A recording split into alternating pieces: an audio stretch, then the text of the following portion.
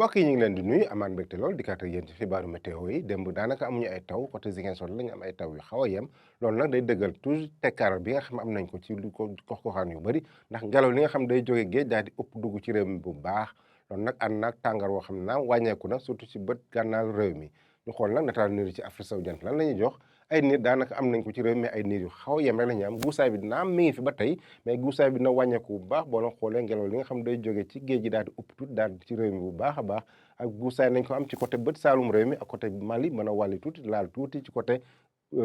Kédougou jàpp Saraya ak Salémata tey ji ci guddi jëm ci ëllëg ñu xool tàngooru guddi gi nu muy demee tàngooru guddi gi dina xaw a fës lool fu mel ni Kaolack na am ñaar fukki degré ak juróom-ñaar ndax tamit na tàng na am ñaar fukki degré juróom-ñaar ak Podor Ndakaaru na am ñaar fukki degré juróom benn ñaar fukki degré juróom ak ñaar fukki degré ñeent ñu am ko ci digg réew mi bu ñu demee ba ci côté Casamance ñaar fukki degré ñett la ñu am daanaka mooy xaw a néew tuuti moo xoolee boo ko méngale ak yeneen station yi ci des ñaar fukki degré ñeent ñu am ko Sédhiou ñaar fukki degré juróom ñu am ko Kolda ak asamaan soo xam ne nis lool ci côté Casamance mën a am ay taw yu xaw a yem diggante Tambacounda Bakel ak fële ca Kédougou asamaan su nis lañuy am ak asamaan soo xam ne na leer tuuti ci bët gànnaar bi daanaka amuñu ay taw parce que foofu lu doxee Linguère Bakel ba côté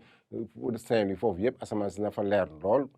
tax na tey ji ci guddi jëm ci ëllëg loolu la ñuy am mais ñu xool bëccëg gi nag maanaam bëccëgu àllarba lan la ñuy am ci wàllu taw daanaka ay taw yu xaw a yem mën nañ ko am diggante Sédhiou ak Kolda li ci des yëpp asamaan su niis la ñu am ak ay taw yu xaw a yem diggante Ziguinchor diggante Tamba Kédougou tamit asamaan su niis la ñu am mën a am ay taw yu xaw a yem par yenn saay bu ñu demee ba ci Matam Bakel foofu asamaan si dina leer bu baax ak jant buy fenk diggante Matam ak Bakel foofu fanweer degré juróom-ñaar la ñuy am fanweer degré juróom-ñeent mooy raw gàddu gi dañ ko am Podor fanweer degré juróom-benn ñu am ko Linguère bu ñu dem ba ci digg réew mi ñaar fanweer degré juróom-benn fanweer degré ñeent la ñuy am Dakar na am fanweer degré benn daanaka mooy gën a néewal sax boo xoolee ci bëccëgu suba gi fanweer degré ñaar ñu am ko Mbour fanweer degré ñaar ñu am ko fële ca Thiès fanweer degré ñaar tam nañ ko am fële ca Ndar ak fanweer degré ñaar ba Ziguinchor ak Sédhiou foofu ay taw lañ fay xaar diggante Sédhiou Kolda ak fanweer degré ñett ñu am ko fële ca Ziguinchor asamaan su niis donc mbokk yi bu ñu ko tënkee écart mi ngi fi ba tey parce que ngelaw li nga xam ne mi ngi fi ba tey ñoo moom la ñuy jàpp moom loolu àndul ak taw